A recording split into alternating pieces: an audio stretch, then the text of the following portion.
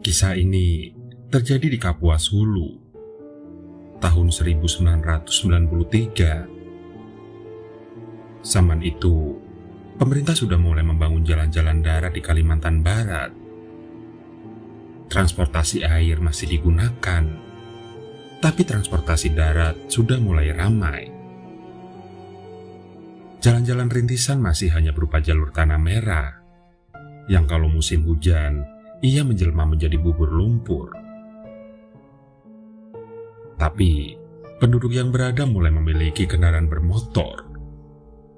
Biasanya sih motor trail atau sejenisnya, yang memang disiapkan untuk jalur yang sulit.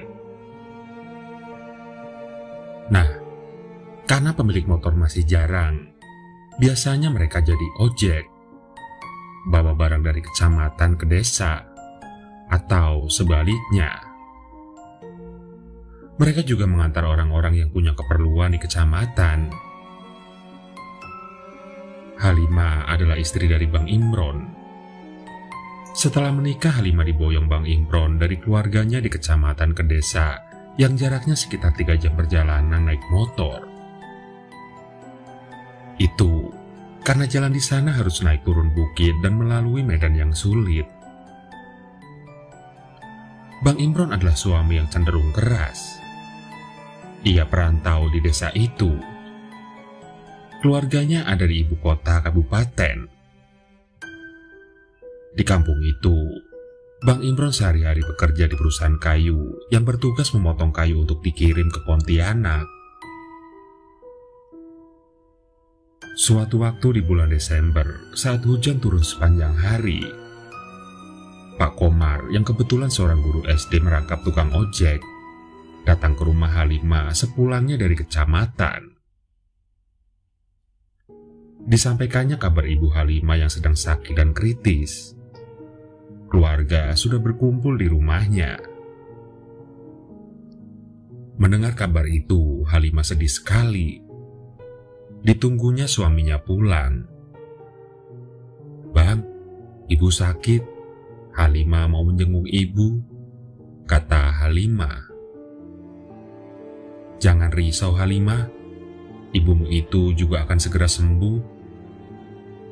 "Tapi Bang, Halimah mau ketemu ibu." "Jangan mengada-ada, kau mau tinggalkan aku sendiri. Kalau abang mau, abang ikut saja dengan Halimah. Kau tahu Halimah, abang sibuk bekerja. Sudah kau di sini saja."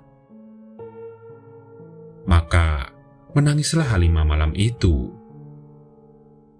Sejak awal menikah, hubungan suaminya dengan keluarganya memanglah tak pernah baik. Dulu, ketika Imron masih tinggal di rumah orang tua Halimah, ia sering disindir. Dianggap laki-laki tak berpenghasilan, malas, dan tidak taat agama. Makanya ketika bisa pergi dari rumah itu, Imron menaruh sakit hati yang dalam.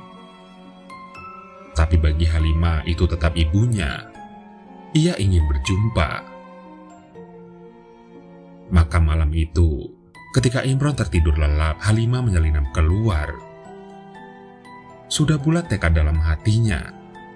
Sekalipun harus berjalan kaki, ia akan terus berjalan sampai ke kecamatan. Sekalipun jalanan gelap, ia tak akan gentar. Ketika keluar kampung, jalanan semakin gelap. Tak ada lagi cahaya remang dari lampu minyak di rumah-rumah penduduk. Halimah hanya membawa sebuah senter. Maka, di antara genangan air sisa hujan, Halimah melangkah pasti. Ia takut tidak dapat berjumpa ibunya lagi. Hujan mulai turun rintik. Halimah tidak membawa payung. Jadi ketika ia melihat pohon pisang, dipotonglah salah satu daunnya untuk menutupi kepalanya. Oh iya, Halimah membawa mandau untuk berjaga-jaga. Ia tahu, berjalan sendirian di tengah malam gelap sangatlah berbahaya.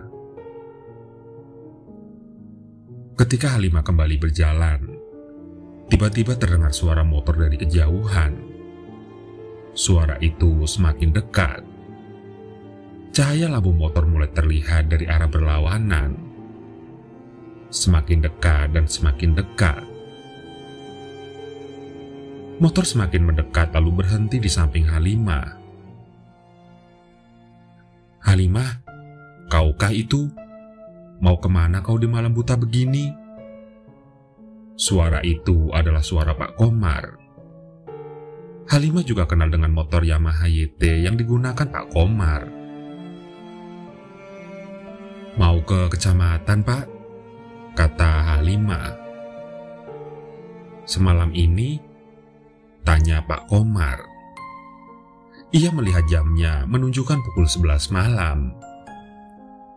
"Mau ketemu ibu, Pak?" kata Halimah sedih.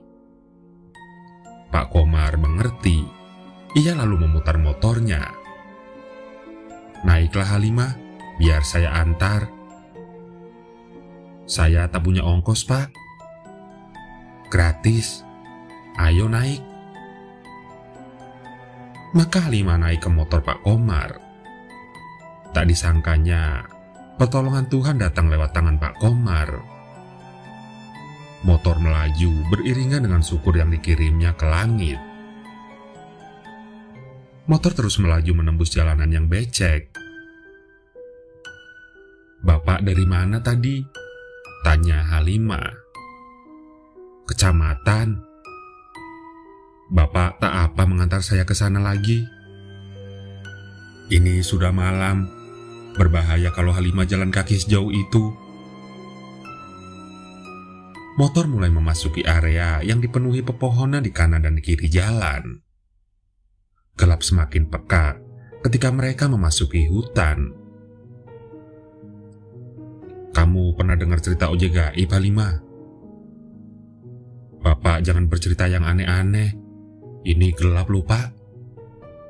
Halimah tidak nyaman dengan obrolan itu. "Tidak apa-apa. Kau tahu wilayah ini angker. Itulah mengapa saya mengantarkanmu. Berbahaya kau lewat jalan ini sendiri," kata Pak Komar melanjutkan cerita. "Ah, saya tidak pernah mendengar cerita tentang hutan ini," kata Halimah. "Di sini ada sosok yang sering mengganggu orang lewat." "Bapak jangan menakut-nakuti begitu dong, Pak." "Bukan menakut-nakuti. Hanya ingin kau juga waspada, Halimah. Saya sering lewat sini malam-malam. Saya sudah lihat sendiri," kata Pak Komar. Lalu, serta-merta Pak Komar mengerem motornya. Halimah nyaris kehilangan keseimbangan. Bukan, ini bukan trik kayak cowok ngajak cewek jalan terus direm biar dada nempel. Bukan. "Kenapa, Pak?" tanya Halimah. "Bannya bocor," jawab Pak Komar. Pak Komar lalu turun untuk memeriksa ban motornya. Benar saja, bannya kempes. Untungnya ini bukan hal baru.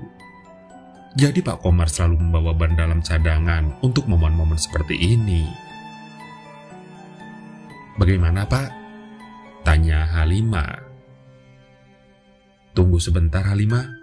Beri saya waktu setengah jam untuk mengganti," kata Pak Komar. "Sialan," kata Pak Komar sambil berbisik. Halimah mendengar kalimat itu.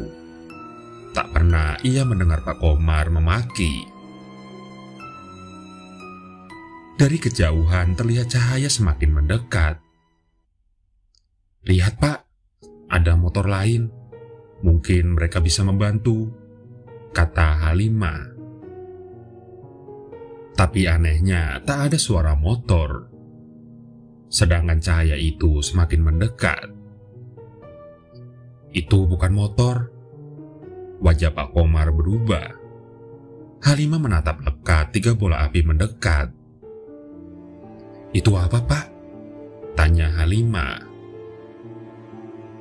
"Jangan khawatir, semua akan baik-baik saja," jawab Pak Komar. Ia pun melaju mendekati 3 bola api tersebut. Halimah tak mengerti apa yang ia lihat. Pak Komar seperti melesat menghantam bola-bola api itu. Bola-bola api pecah di udara menyerupai cahaya kunang-kunang, lalu lenyap ditiup angin malam. "Naik Halimah, di sini berbahaya," kata Pak Komar sambil menyalakan motornya. "Banyak, Pak."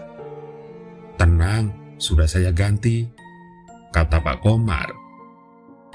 Padahal itu baru sekitar 5 menit sejak mereka berhenti. "Itu tadi apa, Pak?" "Itu hanya kroco-kroco penjaga sini." Halimah pun bingung. Ia benar-benar bingung. Dari balik pohon-pohon besar di kiri dan kanan, Halimah dapat mendengar gemerisik daun-daun. Entah tertiup angin atau ada sesuatu yang mengikuti mereka. Halimah merasa gentar. "Jangan takut Halimah, kupastikan kau akan sampai di kecamatan," kata Pak Komar. "Ibumu menunggu Halimah," tambah Pak Komar lagi. Perasaan takut Halimah pelan-pelan mulai pergi. Terbayang ibunya yang sedang sakit. Soal Imron yang kemungkinan akan marah, ia tidak peduli. Biar saja itu diurus nanti. Motor terus melaju. Sayup-sayup Halimah mendengar Pak Komar merapal sesuatu. "Siap-siap Halimah," kata Pak Komar. "Siap-siap apa, Pak?" Belum sempat Pak Komar menjawab, dari arah depan datang segerombolan bola api melayang di udara. Bola-bola api terbang di antara pepohonan. Pak Komar lantas menggeber motornya dengan cepat. Puluhan bola api itu seperti menyerang Pak Komar bersamaan. Halimah terpelanting jatuh ke tanah basah. Pak Komar hilang kendali atas motornya. Halimah meringis kesakitan. Lalu ia melihat bola-bola api itu menyatu membentuk satu sosok tinggi besar berkulit hitam legam. Matanya merah. Sosok itu mendekati Pak Komar lalu menarik lehernya. Pak Komar seperti kesulitan bernafas. Sosok itu lalu menatap Halimah. Ada kengerian terpancar di sana. Tubuh Halimah masih terasa remuk. Halimah tertegun. Tapi pemandangan itu tak berlangsung lama. Karena tiba-tiba muncul suara motor yang memekikkan telinga. 5 motor dikendarai pria-pria berbaju hitam datang mendekat. Sosok hitam itu panik. Ia melempar tubuh Pak Komar lalu berlari ke arah Halimah. Halimah tak sempat mengantisipasi. Sosok itu kini berada di hadapannya. Lalu dengan sekejap, sosok itu menyambar Halimah dan membawanya berlari sepanjang hutan. Makhluk itu berlari dengan sangat cepat. Namun Pak Komar bersama pria-pria berbaju hitam itu mengejar dengan kekuatan penuh. Makhluk itu berhenti. Halimah tak dapat bersuara. Ia tak tahu harus berbuat apa. Makhluk itu mencengkeram leher Halimah seolah mengancam Pak Komar. Namun Pak Komar tak gentar. Pria-pria baju hitam lainnya ikut mengelilingi makhluk itu. Mereka maju bersama. Makhluk itu panik. Tepat sebelum ia mencekik Halimah, tubuhnya pecah bagai kunang-kunang. Halimah melayang sesaat lalu jatuh ke tanah. Sementara itu Imron terjaga dan menyadari Halimah sudah tidak ada di dalam rumahnya. Ia tahu kemana Halimah pergi, dan ia mengkhawatirkan Halimah. Maka ia juga bergegas menyusul Halimah. Sekitar pukul 3 pagi, motor Pak Komar sampai di kecamatan dengan membawa Halimah yang masih tampak lemah. Melihat rumah orang tuanya masih ramai, Halimah langsung lupa dengan apa yang baru saja ia alami. Ia segera berlari ke rumahnya untuk melihat ibunya. "Datang juga kau, Nak?" kata ibunya melihat kedatangan Halimah. "Iya, Bu. Halimah mau ketemu ibu."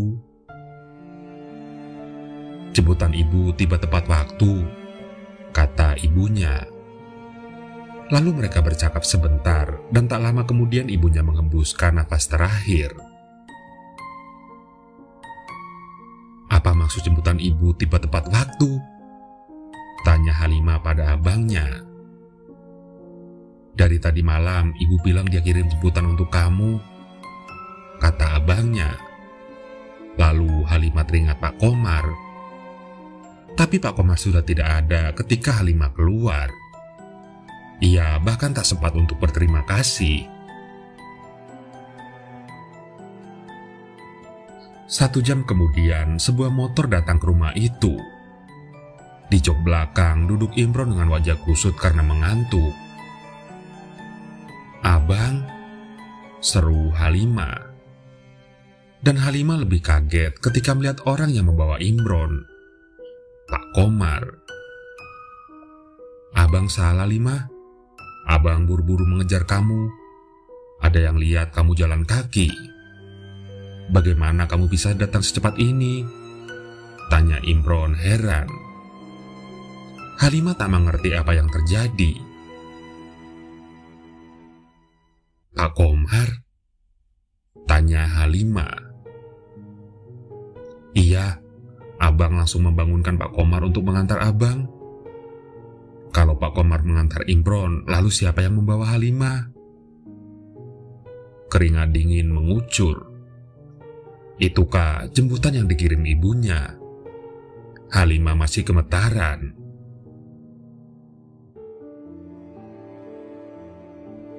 Jadi, Ibu Halimah memang orang yang berilmu, turun-temurun dari keluarganya.